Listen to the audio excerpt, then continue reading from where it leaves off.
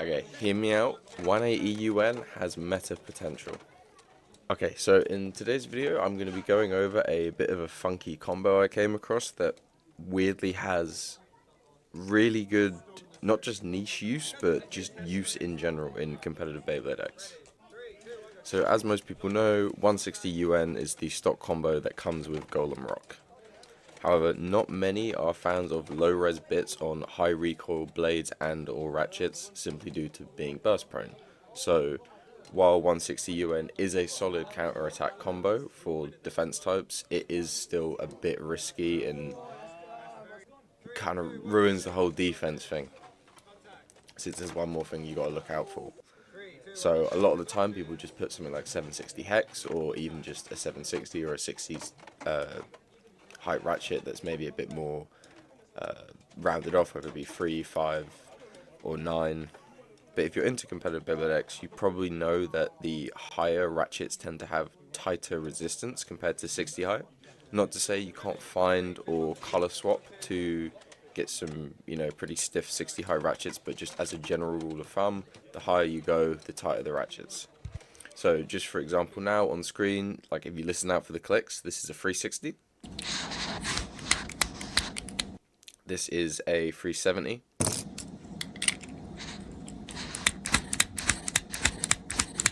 And this is a 380.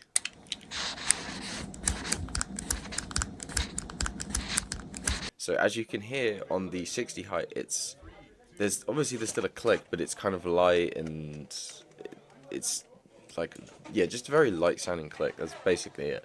But then if you move up to 70, there's immediately that more sharp and rough click. And I think even on the 80, you can actually see the difference in strength you have to use in order to twist the ratchets, and that's without any bits in.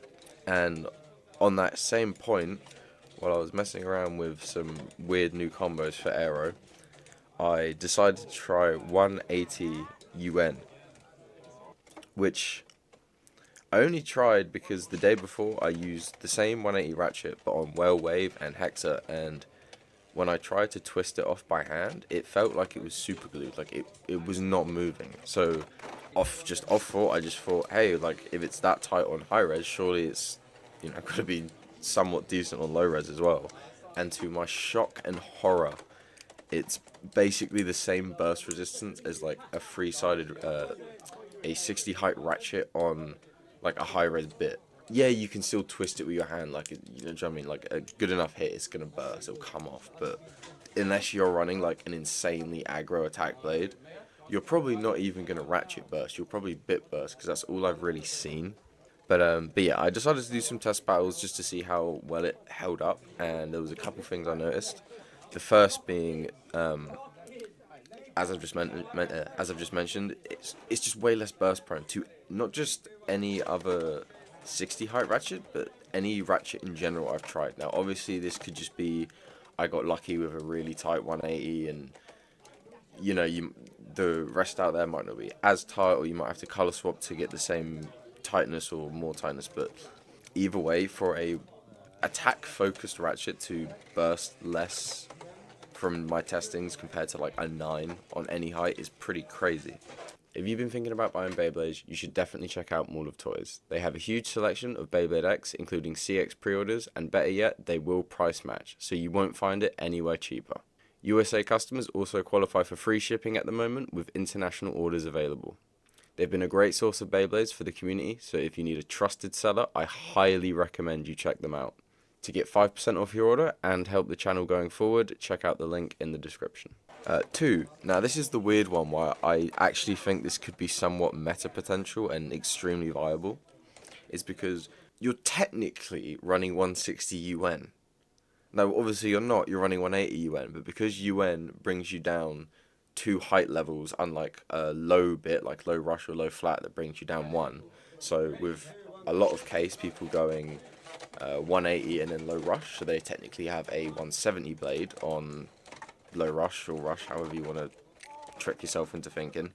And then with this one, it's 180 under needle, which is 2 heights lower, so technically you're back at 160.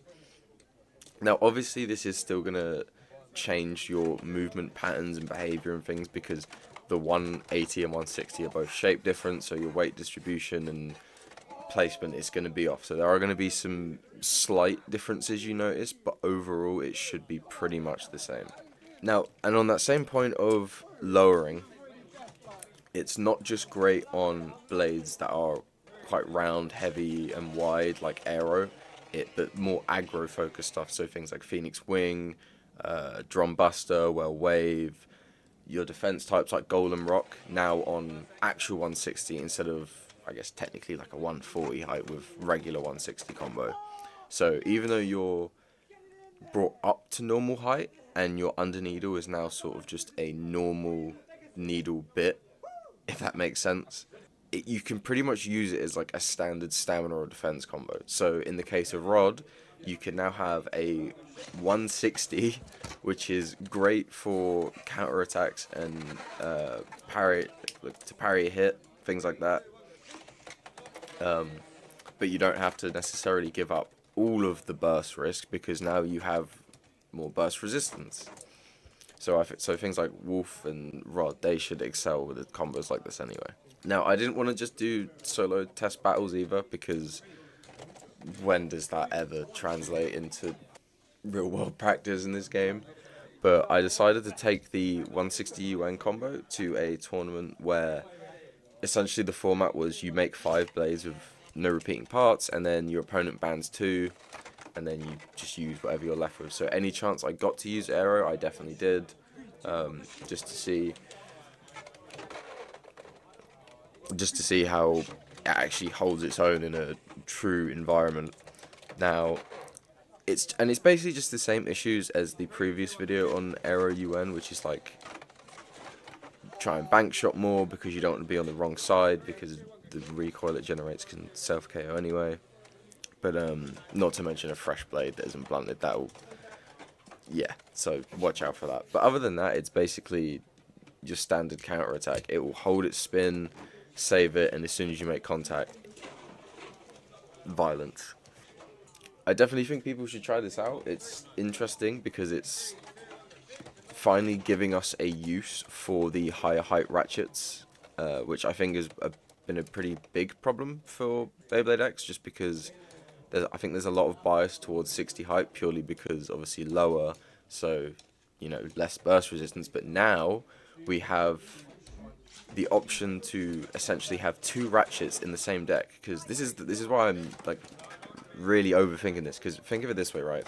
Say if you had a 980 that's like insanely tight and you put UN on it, you can now technically run a 960 needle build on, say, Wolf, and still have your 960 for Rod on Ball. So things can get pretty broken pretty quick. Now, obviously, this is UN, so until we get more under bits, I don't think it's really going to make a huge impact, as under needle's quite light. It's prone to bit burst anyway. But I think this does have a pretty good indication on what we have in store for the future, and maybe why we've been given these really weird, like insanely tall ratchets that I think even TT and Hasbro knew no one was going to touch for a good while. But I think this might be the reason why, because especially with CX being taller than most things, this still gives under needle like regular normal use. So I'm quite interested in seeing where these under bits go and these high heights. And yeah, take care, Bladers. If you want to grow the old collection you found rotting away in the basement, or even from scratch, Base Station has you covered. Although Burst is over, they still stock a few select models, along with Beyblade X, and a ton of Metal Series Beyblades, from Metal Fusion all the way up until Fury. So if you're looking for a trusted and reliable source for Beyblades, check out basstation.com and use code SOLICAL for a discount at checkout.